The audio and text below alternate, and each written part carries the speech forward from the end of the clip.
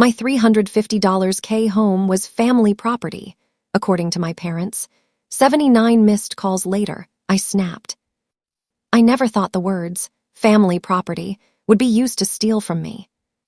But that's exactly what my parents called my house. The one I bought alone, with my name on the deed, with years of sacrifice baked into every wall. They said it casually, comfortably, as if I hadn't worked myself half to death to own it. And they said it behind my back. I found out on a Tuesday afternoon. After 79 missed calls. Chapter 1, the house I bled for. I bought my home at 32. A modest but beautiful 3-bedroom suburban house just outside Dallas. White siding, blue shutters, a maple tree in the front yard that turned red every fall. Price, $350,000. To my parents, that number meant nothing. To me, it meant everything. It meant working 2 jobs through my 20s, living in studio apartments with paper-thin walls, saying no to vacations, weddings, brunches, paying off student loans instead of buying nice clothes. I was the boring daughter. My sister, Ashley, was the exciting one. Ashley married young, married loud, married wrong, but my parents never saw it that way. Her husband, Mark, hopped between business ideas like stepping stones. A failed food truck, a crypto consulting gig, a drop-shipping store that never shipped. Every time he failed, my parents said, "He's just finding himself." When I struggled, they said, "You're too independent, you don't need help." So I stopped asking. And I built a life alone. When I finally held the keys to my house, I cried in the empty living room, sitting on the floor, eating pizza from the box, feeling something I had never felt before. Safe. Chapter 2, the call that started everything. It started with one voicemail from my mother. "Sweetheart, call me back, it's important." Then another. And another. By the time I checked my phone after a work meeting, I had 32 missed calls from Mom, 19 from Dad, 28 from Ashley, 79 missed calls. My stomach dropped. I called my mom back immediately.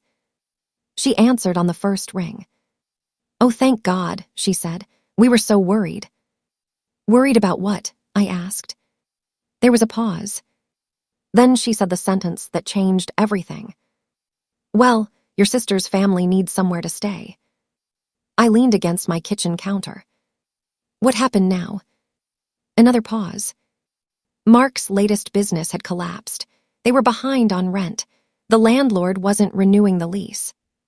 "They have 2 kids," my mother added quickly, as if that settled everything. "I know," I said carefully, "but what does this have to do with me?" My dad's voice came on the line. "We talked it over as a family," he said. My heart started pounding. "And we agreed your house makes the most sense." Chapter 3, family property. I laughed. Actually laughed. "You mean for a few days?" I asked. "Like guest room?" "No," my dad said. "Longer term." I felt cold. "How long term?" "Well," my mom said gently, "until they get back on their feet." I pictured my quiet mornings, my home office, my peace. "Absolutely not," I said. Silence. Then Ashley's voice burst through the speaker. "You're being selfish," she snapped. "It's not like you need all that space." "I live here," I said. "I bought this house." "That doesn't mean it's not family property," my mom said. There it was. Family property. I felt something crack inside my chest. "My name is on the deed," I said slowly. "But we're your parents," my dad replied. "We raised you." I realized something terrifying in that moment. They weren't asking. They had already decided. Chapter 4, the plan I was never meant to know. I found out the full plan from my cousin, Rachel, later that night. She texted me.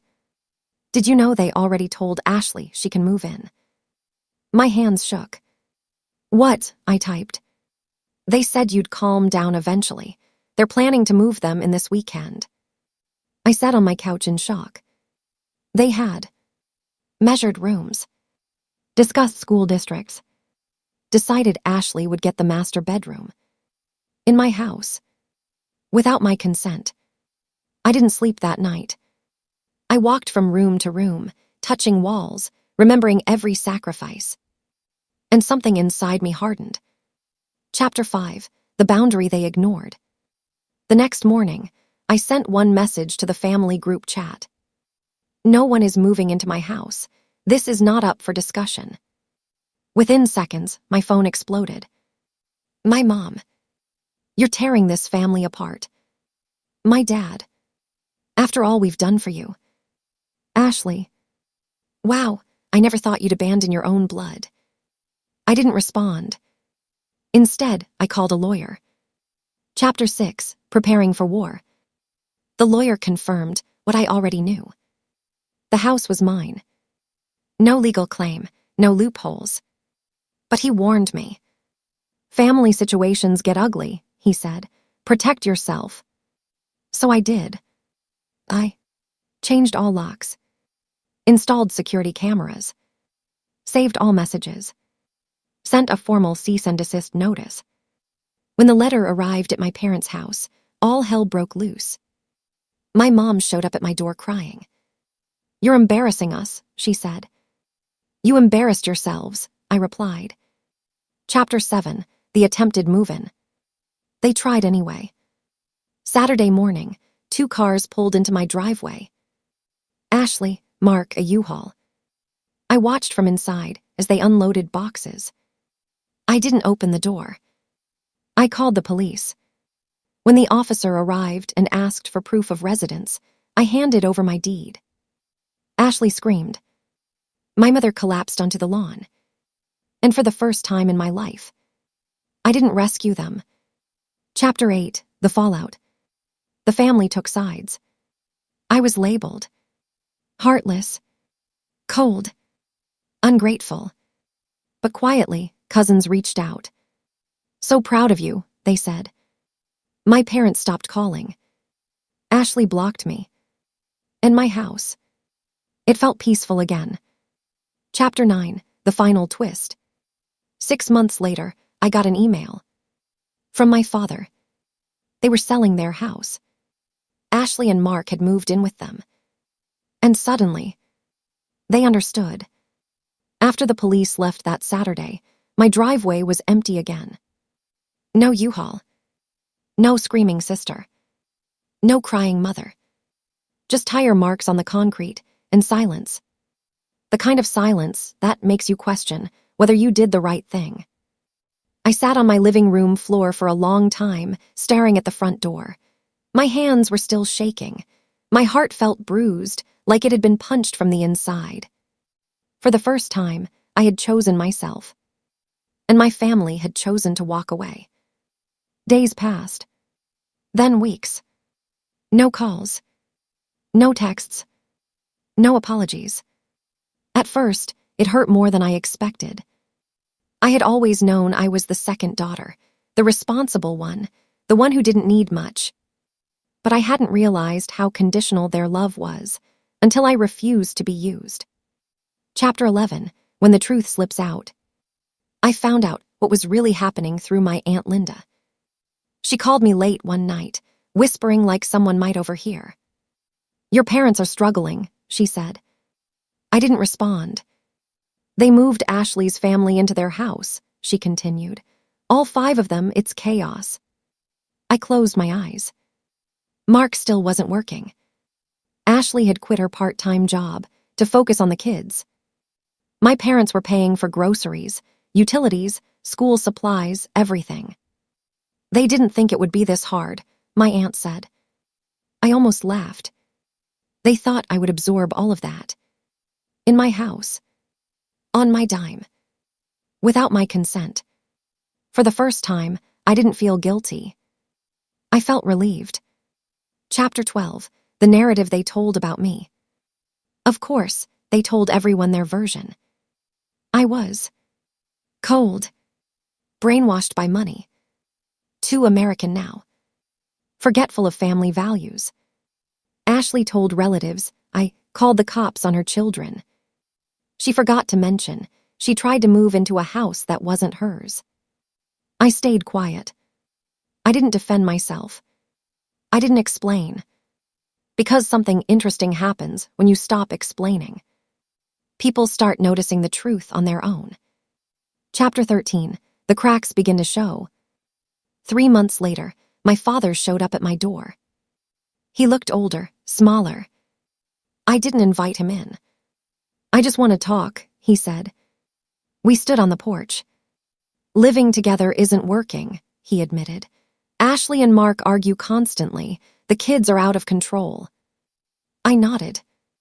He sighed. You were always so organized, so calm, we thought. He stopped. Thought what? I asked. That you'd handle it better. There it was. They didn't choose Ashley because they loved her more. They chose me because they thought I'd carry the weight without complaint. I'm not your solution, I said quietly. He left without arguing. Chapter 14. Karma doesn't knock, it moves in. A month later, my mother called. Crying. They were behind on the mortgage. Mark had borrowed money from them without asking. Ashley was furious they were interfering with her parenting. And suddenly, my parents felt unappreciated. I listened. Then I said something I had never said before. I can't help you. She was stunned. You won't help us, she asked. No, I said, I can't. And for once, I meant it. Chapter 15. The house they lost. 6 months after the failed move-in, my aunt sent me a message. Your parents are selling their house. I stared at my phone. They couldn't afford it anymore. Ashley and Mark had nowhere else to go. And suddenly, the family meeting they once held without me was being repeated, this time without any good options. My parents moved into a small 2-bedroom rental. Ashley's family bounced between relatives. And for the first time in my life, no one blamed me. Chapter 16. The apology I never expected. A year later, my mother asked to meet. We sat in a quiet cafe. She looked nervous. We were wrong, she said. Not sorry. Not forgive us. But wrong. She admitted they had assumed my success made me expendable. That because I didn't struggle publicly, they thought I didn't struggle at all. I didn't realize how much you gave up, she whispered. I didn't cry. I had already mourned the parents I wished I had. Chapter 17. Ashley's final move. Ashley never apologized. But she did send one message. Must be nice choosing yourself. I stared at it for a long time. Then replied. It is. She blocked me again. And I didn't feel a thing. Chapter 18. The life I built without permission. Today, I still live in my house.